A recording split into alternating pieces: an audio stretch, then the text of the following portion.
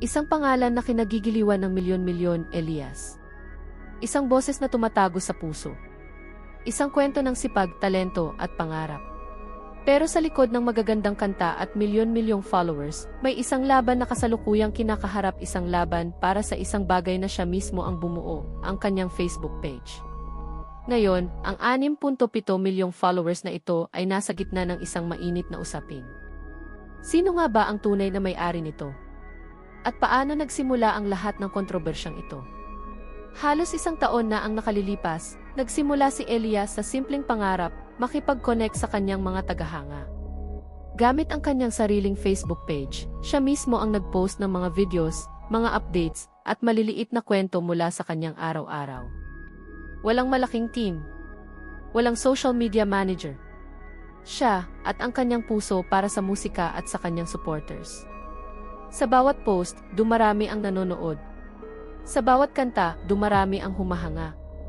At bago pa man dumating ang kasalukuyang talent manager, ang page na ito ay umaabot na sa milyon-milyong tao. 4 na buwan lang ang nakalipas, pumasok ang isang bagong talent manager sa buhay ni Elias.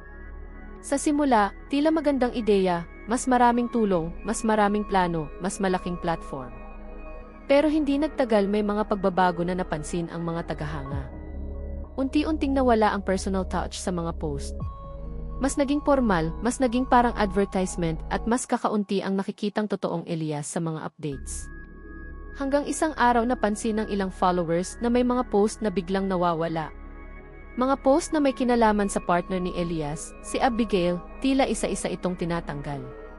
Para sa maraming fans, malinaw na ito ay hindi lamang simpleng pagbabago ng content. Ito ay parang pagtatanggal ng bahagi ng personal na buhay na gustong ibahagi mismo ni Elias sa kanyang audience.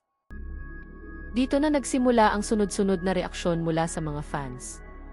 Ipinahayag nila ang kanilang pagkadismaya, galit, at higit sa lahat, ang paniniwalang walang karapatan ang manager na kontrolin ang page na ito.